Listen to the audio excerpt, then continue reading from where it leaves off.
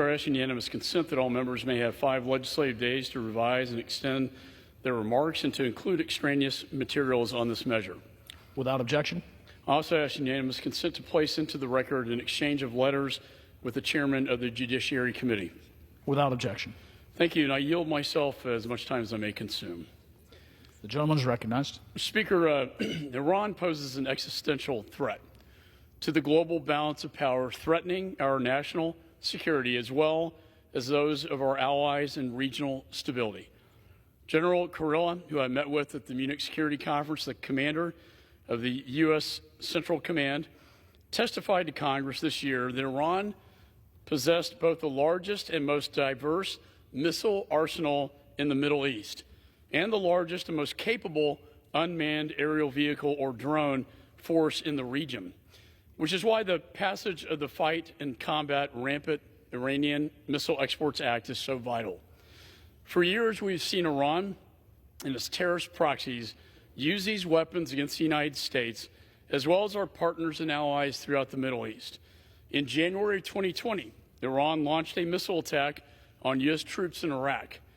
Iranian UAVs are frequently used to attack U.S. service members and personnel in the Middle East.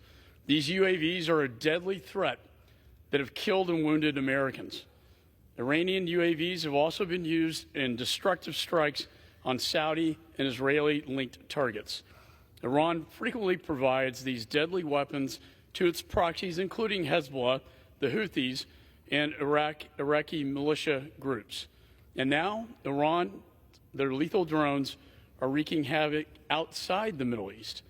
Hundreds of these drones have been deployed by Vladimir Putin against civilian infrastructure in Ukraine, becoming a key element in his unprovoked war of aggression and war crimes. For years, Iran's missile and drone proliferation to its terror proxies and to Russia has taken place in outright violation of the United Nations international embargo on Iran's missile and drone programs. We know that the Ayatollah, Vladimir Putin, and Iran's terrorist proxies don't care about violating UN resolutions, but other countries do. Next month, these international restrictions on Iran's lethal missile and drone programs will expire after 15 years. And I'm deeply concerned that the marketplace for Iran's missiles and drones will expand. Dangerous autocrats, war criminals, terrorists around the world will turn to Iran for missiles and drones, just as we saw them doing following the expiration of the UN arms embargo on Iran in 2020.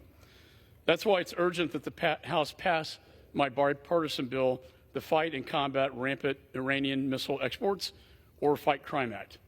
The bill, which I was proud to introduce with Ranking Member Meeks, imposes strict mandatory sanctions on Iran's missile and drone capability to fill the gap left by the expiration of the UN restrictions. Everyone must know that if they purchase Iran's weapon of war, they will be frozen out of the U.S. financial system, denied use of the U.S. dollar, and denied access to the United States. For years, Iran and its proxies have rained hell on the Middle East from the sky with their attack UAVs. Now Iran's dangerous arsenal is enabling Russians' war crimes and devastation of Ukraine. We cannot wait to act until the UN restrictions expire. We need to prevent these weapons sales now before these deadly missiles and drones are on the battlefield. And in fact, Iran is working with Russia, inside of Russia, to make these very drones. And so with that, Mr. Speaker, I urge my colleagues to support the bill, and I reserve the balance of my time.